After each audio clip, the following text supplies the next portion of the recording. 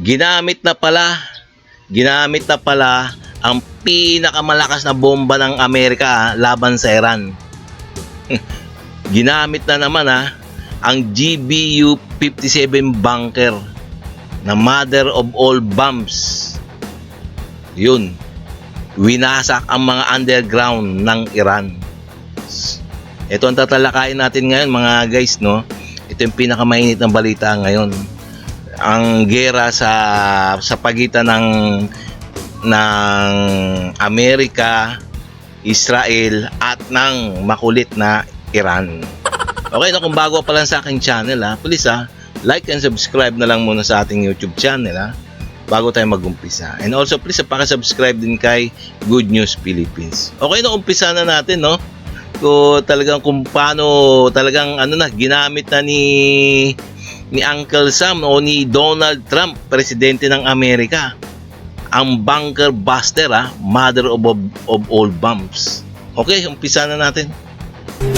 Naku po, nagkatotoo na ang sinabi ni President Trump na kapag hindi tumigil ang Iran sa kanilang pagiging agresibo sa gitnang silangan, matitikman ng Iran ang lupit at lakas ng puwersang militar ng Amerika na hindi pa nila nakikita at naranasan kailanman. Pinakamalakas na pagsabog ni Yanig sa timog na bahagi ng Iran. Ayon sa mga eksperto at open source, ang GBU-57 isang massive ordnance penetrator, 30,000 pound bunker buster bomb o yung tinatawag ng iba na mother of all bomb ang ginamit ng Amerika upang tamaan ang malalim na underground targets sa Iran. Posibleng dito ay tinatago ng Iran military ang kanilang maraming mga ballistic missile at iba pang mga armas. Para lang sa inyong kaalaman, bukod tanging ang B-2 Spirit bomber at B-21 Raider lang ng Amerika ang makapaglulunsad nito. Kayang dalhin ng B-2 Spirit bomber ng Amerika ang nasa dalawang GBU-57 massive ordnance penetrator. Kinumpirma ni President Trump at ng US Central Command na ginamit nila ang B-2 bomber sa operasyong Epic Fury. You don't know what an AI work management platform is? Yikes. Here's 3 new AI-powered changes to the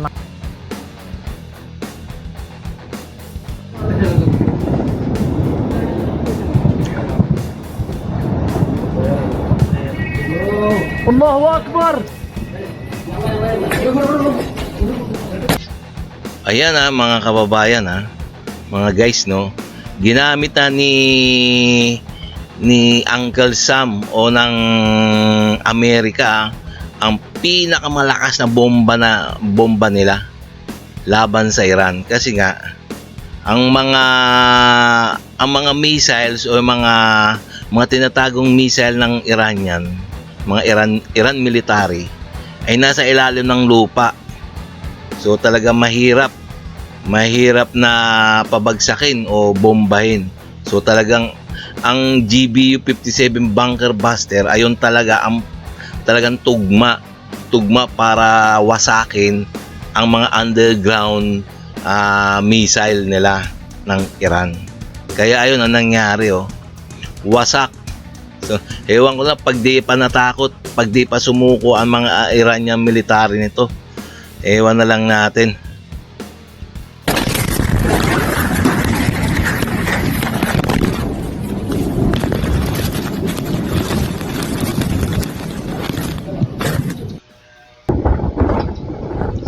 Sobrang lakas,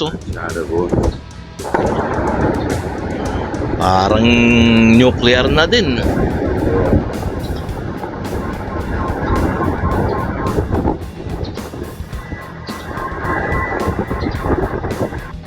Sigurado to mga guys, wasak ang ilalim niyan kasi kaya nga tinawag na bunker buster.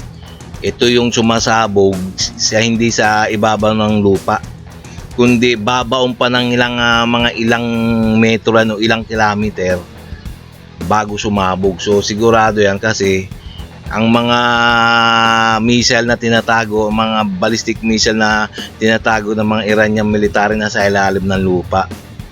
Kaya binagsakan ng Amerika at ng Israel yung pinagtataguan nila, yung kanilang mga bunker.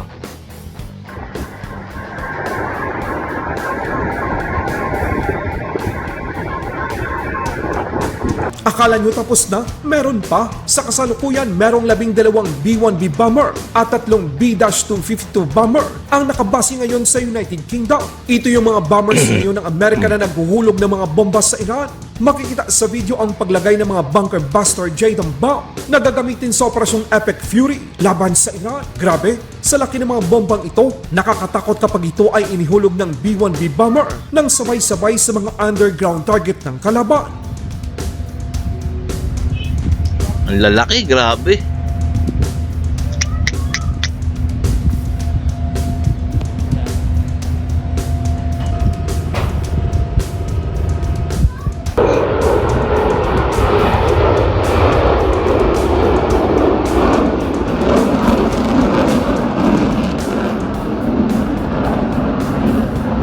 Mga Chinese na nakasakay sa isang barko, abado matapos tamaan ng Iran attack drone ang oil depot sa Oman.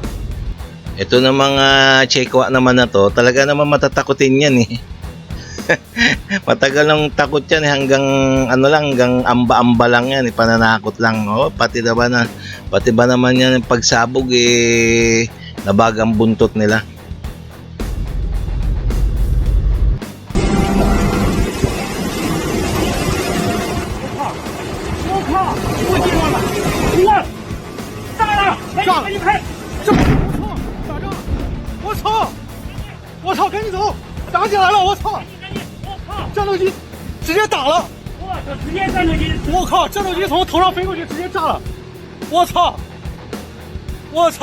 Ibang klase naman ang tandem ng dalawang pinakamalakas na Air Force sa buong mundo, ang US Air Force at Israel Air Force. Ipinakita ng dalawang bansa ang kanilang walang katulad na pagkakaisa upang wakasan ang kasamaan ng Iran Islamic regime.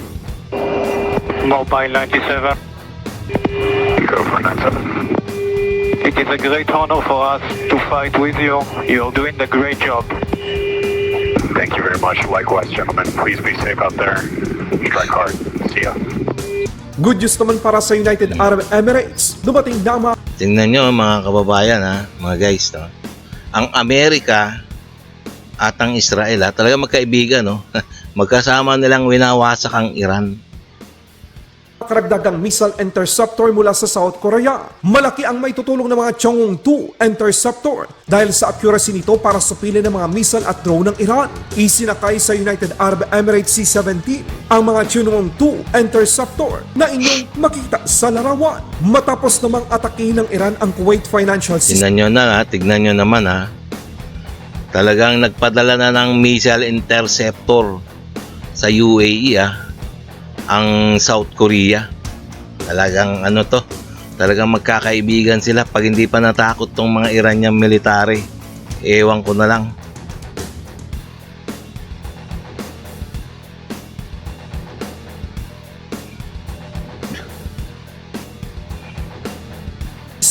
Israel at Amerika winasak ang pinakamalaking bangko sa Iran.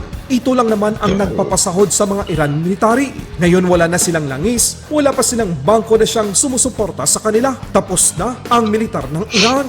US Central Command nagbigay ng kanilang update patungkol sa Operasyong Epic Fury. Operation Epic Fury. First, I want you to know that we continue to keep the families of our fallen heroes and our wounded teammates in our thoughts and prayers. I'd also like to acknowledge and thank the families of the 50,000 American servicemen and women deployed in and around the Middle East. I am grateful for your selfless sacrifice, and I know that Americans across the country hold you in their hearts.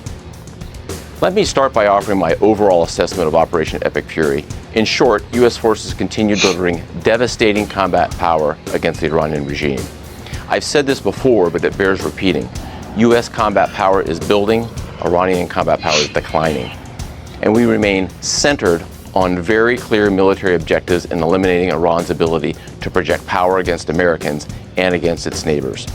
Every day, we're striking hard at Iranian ballistic missile and drones. To date, we have struck more than 5,500 targets inside Iran, including more than 60 ships using a variety of precision weapon systems. Just yesterday, we had strike waves nearly every hour from different locations and directions going into Iran. We also took out the last of 4 Soleimani-class warships. That's an entire class of Iranian ships now out of the fight. I'd characterize our strikes as being unpredictable, dynamic, and decisive. Since the first 24 hours of this campaign, Iranian ballistic missile and drone attacks have dropped drastically. But it's worth pointing out that Iranian forces continue to deliberately target innocent civilians in Gulf countries while hiding behind their own people as they launch attacks from highly populated cities in Iran. Of course, forces executing Operation Epic Fury aren't just defending against Iranian threats, we are methodically dismantling them by hitting Iranian missiles and drones as we also strike their defense industrial base. Just last night, our bomber force hit a large ballistic missile manufacturing facility as an example.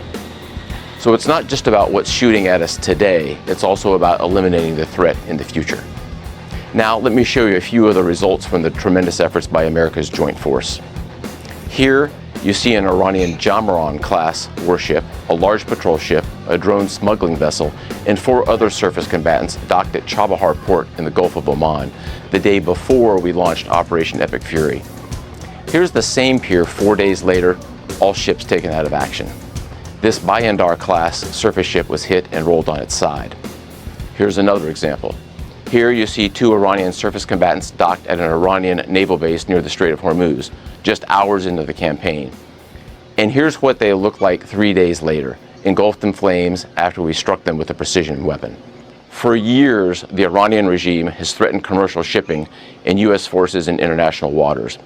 Our mission is to end their ability to project power and harass shipping in the Strait of Hormuz. From the air, we've achieved a concentration of air power with back-to-back waves of advanced fighters creating constant pressure on the enemy every single day. Our dominance is not a solo effort, it's a testament to the strength of our ironclad alliances. We continue to coordinate closely and effectively with Israel in this very large operation, and we are also coordinating and serving side by side with all of our partners in the Middle East. We're on a path to eliminating Iran's ability to threaten Americans and our friends, and we are achieving this through a combination of lethality, precision, and rapid innovation. Let me highlight a few examples, at least the ones that aren't classified, of how we are achieving lethal effects in entirely new ways. First, our warfighters are leveraging a variety of advanced AI tools. These systems help us sift through vast amounts of data in seconds, so our leaders can cut through the noise and make smarter decisions faster than the enemy can react. Humans will always make final decisions on what to shoot and what not to shoot, and when to shoot, but advanced AI tools can turn processes that used to take hours and sometimes even days into seconds. I continue to be impressed with all the branches of the U.S. military. The entire team is performing superbly. Strike operations from our joint force continue, as I've said. I assess that we are clearly exercising air superiority over vast swaths of Iran. We have the most integrated air defense umbrella in the Middle East, and our defensive operations from the Army, Navy, Air Force, Marine Corps, and Space Force teams are performing magnificently. A note about the Space Force. Our space superiority has been a critical enabler to this fight. Unseen by the world, the Space Force is doing 2 things. First, they're degrading Iranian capability, and second, they're helping to protect American forces, and I'll have to leave it right there.